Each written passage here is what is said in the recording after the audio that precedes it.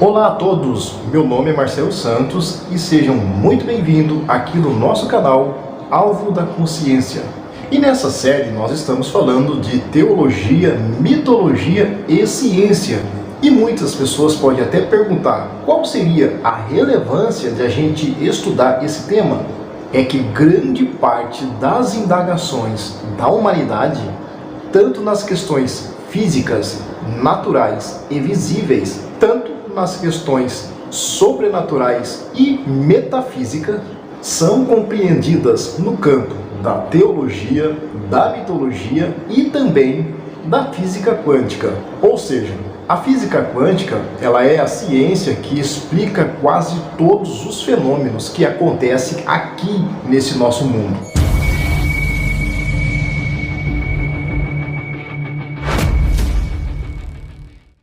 E daqui a pouco também você vai compreender por que esse tema ele não é levantado dentro das instituições religiosas. Então aguente um pouquinho aí, porque você vai passar a compreender por que não se fala desses assuntos que explica quase tudo o que acontece no universo e eles não são levantados dentro das principais religiões que existem aqui no nosso país. E se você observar, por exemplo, o cristianismo e o catolicismo, que são as religiões que compõem a maior parte das pessoas que existem aqui no Brasil, eles se apresentam como tendo o monopólio da verdade e detentores de toda a sabedoria. E não esclarece também que a mitologia, ela antecede a teologia e que muitos fenômenos que não eram conhecidos nos séculos passados, hoje já se tem a conclusão através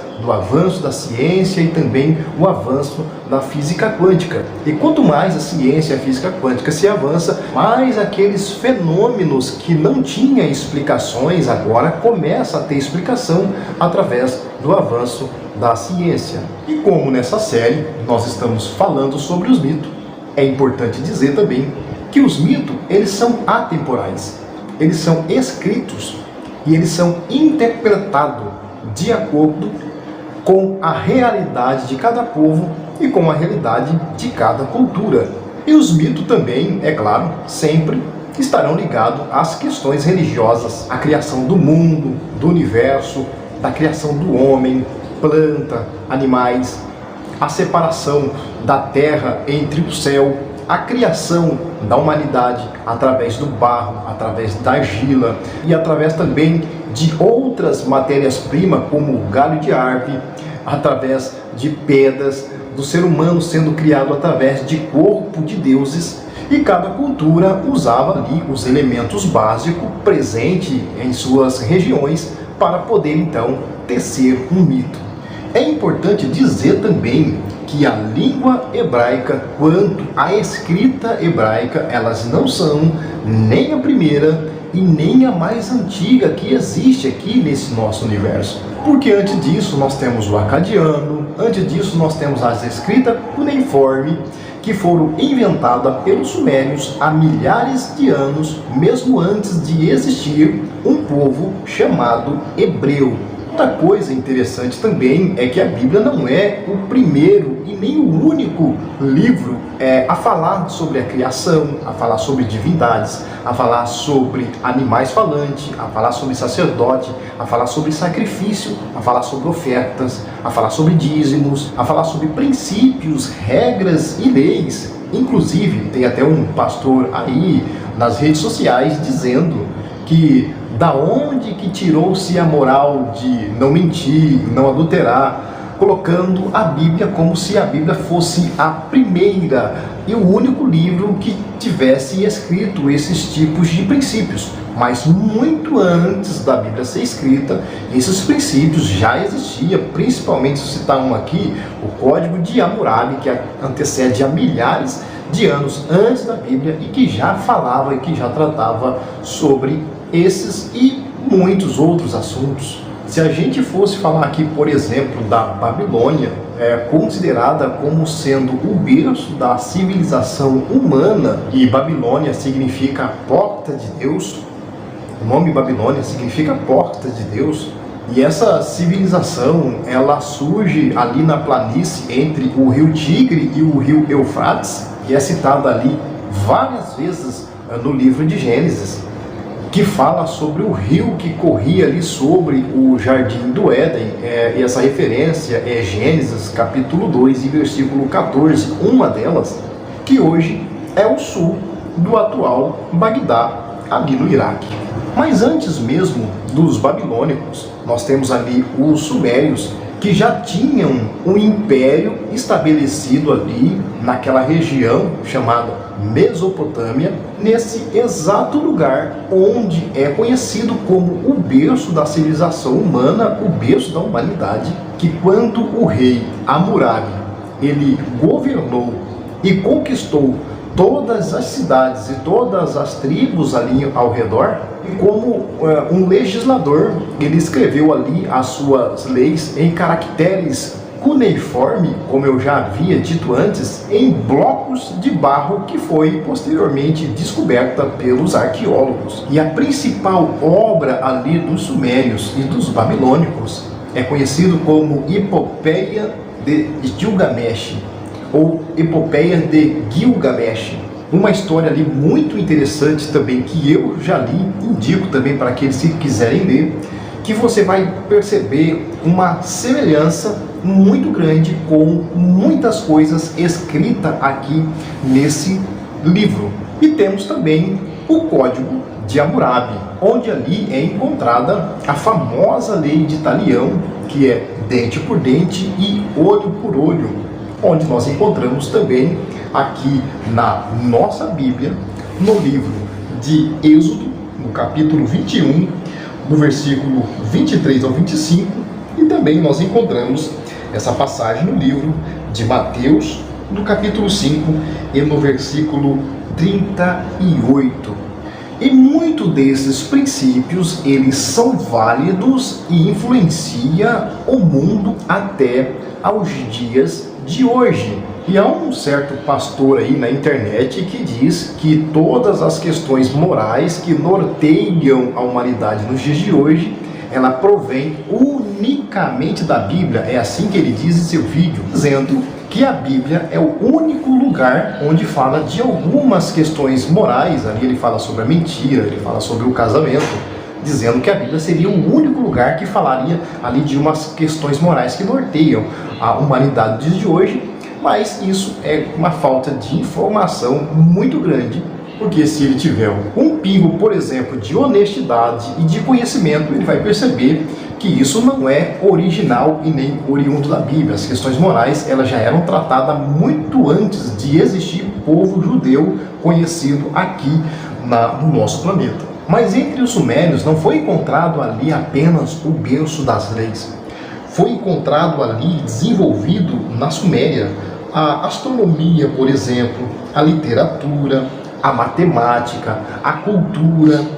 o círculo de 360 graus, enfim, são milhares de invenções sumérias que influenciam o mundo até os dias de hoje. Então, quando você olha para o seu relógio, você vê ali a divisão de 12 horas, você vê a contagem sexagesimal, você vê 60 minutos, vê 60 segundos, você vê 12 horas,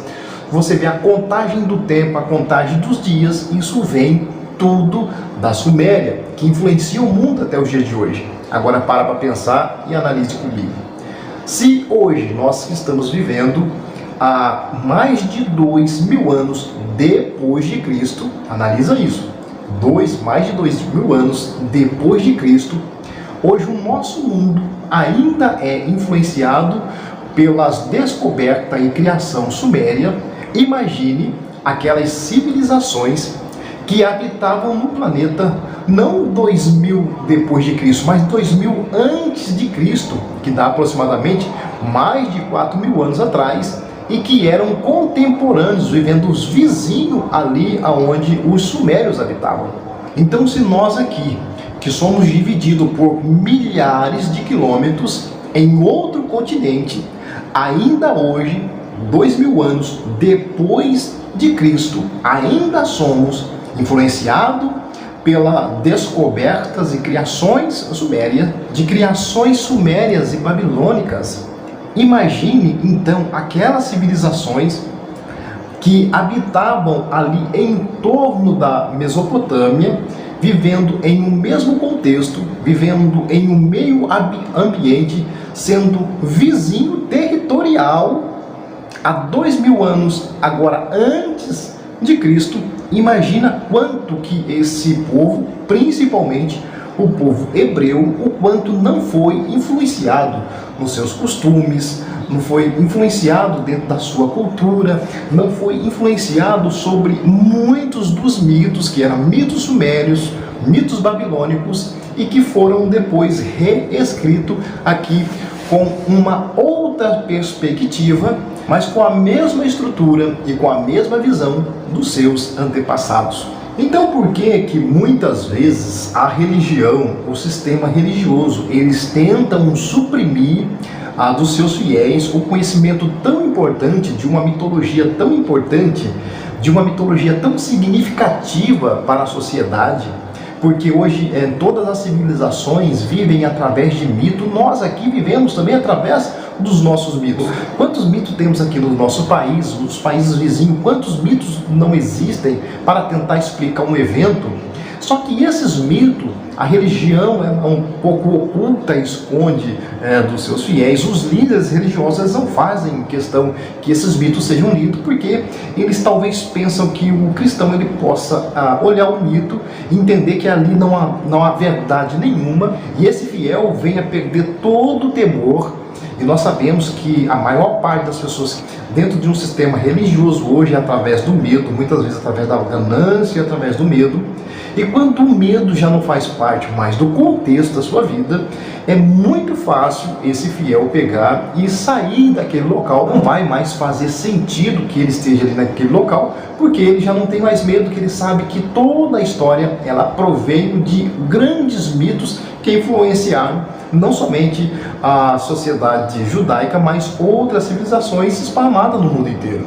Então, por isso que muitas religiões elas não fazem questão de expor isso como um mito, a palavra, conhecido como palavra de Deus inerrante pelos evangélicos. Eles não fazem questão de dizer que aqui apenas é um mito a respeito da criação do mundo, do ser humano e de todas as coisas que ele existe, mas ao invés de mostrar a beleza do mito, eles escondem com medo que os fiéis eles não passam mais a respeitar aquela instituição, a respeitar os dogmas daquela instituição, sabendo que tudo proveio de grandes mitos que influenciaram muita gente ao redor do mundo. E é por isso que nós estamos aqui conversando a respeito desse assunto, e a nossa intenção não é criticar o cristianismo e nem fazer com que ninguém saia de suas religiões, mas é trazer a pessoa um pouco mais de consciência para que ela possa expandir mais o seu conhecimento a respeito daquilo que segue, a respeito daquilo que ele traz para a sua vida, porque afinal de contas o nosso canal